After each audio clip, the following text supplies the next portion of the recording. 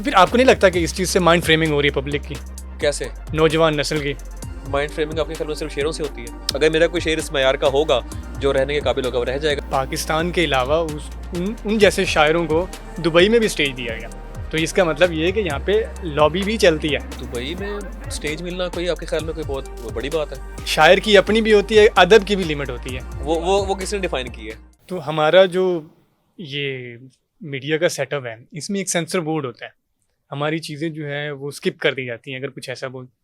तो अगर मेरे ख्याल में अदब का भी ऐसा होना चाहिए कि इस तरह के जो शायर हैं या जो इस तरह की चीज़ें इस्तेमाल करते हैं, इस तरह के अल्फाज इस्तेमाल करते हैं, तो होना चाहिए मेरे ख्याल में। आप क्या कहते हैं इस बारे में? या नहीं होना चाहिए? अदब का सेंसर बोर्ड वक्त होता है। अदब का कोई सेंसर बोर्ड हो नहीं सकता। बहुत सारी ऐसी किताबें हैं जो कि बैन रही, जिनकी अशात तक मना थी, लेकिन वो किताबें आज तक छप भी रही हैं और लोगों को याद भी हैं, तो उनको वक्त भी नहीं रोक सका। वो तो कुछ चीजें जो अपने वक्त में बिल्कुल उनका, जैसे एक वो एनिमल फार्म है जॉर्ज ऑरवेल की किताब, वो उस वक्त में मना कर दी गई थी कि इसकी इशात, इसकी फरोख्त ना हो, इसकी छापा ना जाए। लेकिन आज हम अगर क्लासिक चीजों का जिक्र करते हैं या लोग जिनका कहते हैं मेरे फेवरेट नॉवेल्स का, तो आप नई नस्ल में बहुत सारे लोगों का उसको पढ़ा भी हुआ है और जानते भी हैं। तो जो शेर दबाए भी जाएंगे अच्छे, वो भी उभर कर सामने आएंगे, और जो जैसे आपके मुताबिक कि जो थोड़े से कम मयार के शेर हैं वो बड़े निकल रहे हैं, वो कितनी देर तक निकल जाएंगे अगर उस मयार के नहीं है? वो फिर एक गर्द होती है ना, उड़ती है, बैठ जाती है। तो ये मेरा तो ये सीधा इस लेना देना, मैं अपने शेर के बारे में भी यही कहता हूँ, अगर मेरा कोई शेर इस मयार का होगा जो रहने के काबिल होगा वो रह जाएगा। मैं खुद क्यों किसी को कहूँ कि ये शेर ये या उसको करूँ? हाँ, सुनाना मेरा हक है।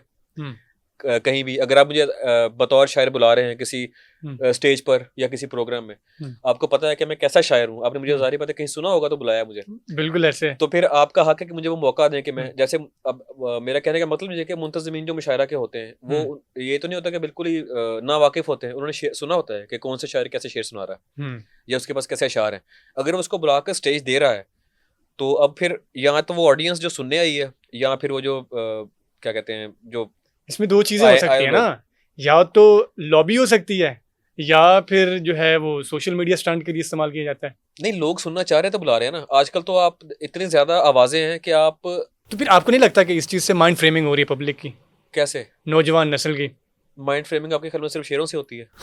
इतनी ऑडियंस देखिए उमर भाई, इतनी ऑडियंस आपको सुनने के लिए बैठी हुई है, आपको सुनने के लिए आई है, और आपके मैं वही कह रहा हूँ, वहां 1000 लोग होंगे, 2000 लोग होंगे ना मजमे में, वो सुन के अगर चले गए हैं, तो अगर जैसे आप और मैं दोस्त हैं, हम तो एक दूसरे को सुना के हंस पड़ेंगे, यार देखो कैसा शेर है। मतलब हंसने की बात इसलिए कर रहा हूँ क्योंकि आपको लग रहा है कि थोड़ा सा मयार के मुताबिक इस तरह की शायरी नहीं होती, लेकिन जो अच्छा शेर होगा वो लोग जाके अपने बच्चों को, अपने फैमिली में सुनाएंगे, वो फैल जाएगा, वो लोग आगे सुनाएंगे, याद रखेंगे। इस तरह के शेर वहीं दब जाएंगे मुशायरे के बाद। कोई मेरे ख्याल में कोई साथ लेकर भी नहीं जाएगा कि इस तरह का कोई शेर वही बंदा साथ लेकर जाता है जो उस पे जो उसके दिल पे असर करता है, और वो जिसमें वो तासीर होती है, वो लताफत होती है जो तो आप ये माने कि फिर इन लोगों को नहीं आना चाहिए? नहीं, ये मैं कभी भी नहीं कहूँगा नहीं आना चाहिए किसी का भी। आप अगर वो शायर है, उसका हक है उसको पढ़ने का मौका दिया जाए।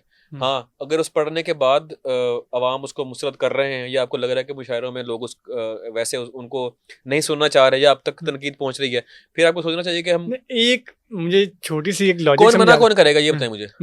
वो तो आपके जो साहिब सदर बैठे होते हैं ना, उनको ये चीज अब देखिए, आपके पास भी ऐसे अशार हों। एक मिनट, आपके पास आपकी ऑडियंस आपको सुनने के लिए आई है, जी जी, ठीक है, और बड़े बड़े और शोरा कराम होते हैं जिनको सुनने के लिए आती है, और साथ में इस तरह के शायर छोड़ देना, तो जाहिर है वो आप लोगों के लिए आए हैं, फिर वो भी सुन लेंगे।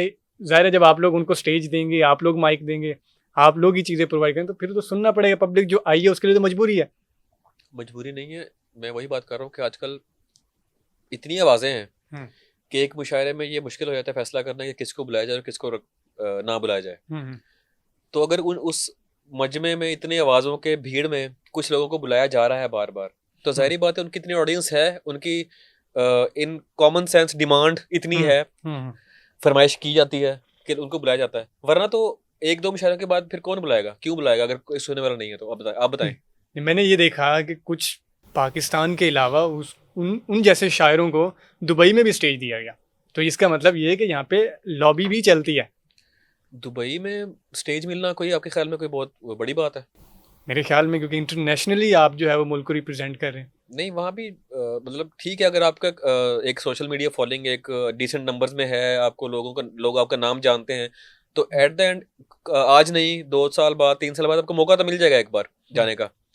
आप उसको सस्टेन कर पाते हैं कि नहीं, दोबारा आपको बुलाया जाता है कि नहीं, ये वो भी बात डिपेंड आप करता कह है। रहे हैं कि इनहराफी है, बनती है। देखिए, इनहराफ तो होता है, इनहराफ तो हर शायर चाहता है कि वो करे। ज़ाहिर बस बात है, आप रिवायत से कुछ हटेंगे तो लोग आपको आपकी तरफ मुतवज्जा मैं होंगे ना। वही बात कर रहा कि लिमिट से थोड़ा सा हट जाते हैं, तो ये नहीं लिमिट्स होना फिर चाहिए। अपनी-अपनी है। हाँ, फिर मेरी बात वही है, लिमिट्स अपनी-अपनी है। शायर की अपनी भी होती है, अदब की भी लिमिट होती है, मैं ये बात कर रहा वो हूँ। किसने डिफाइन की है? वो आप लोगों के जो साहिब सदर बैठे होते हैं वही आप साहिब लोगों सदर अगर सुन रहे हैं तो फिर ठीक है। को आप लोगों ने ही बिठाए होते हैं ना साहिब सदर। हम लोगों ने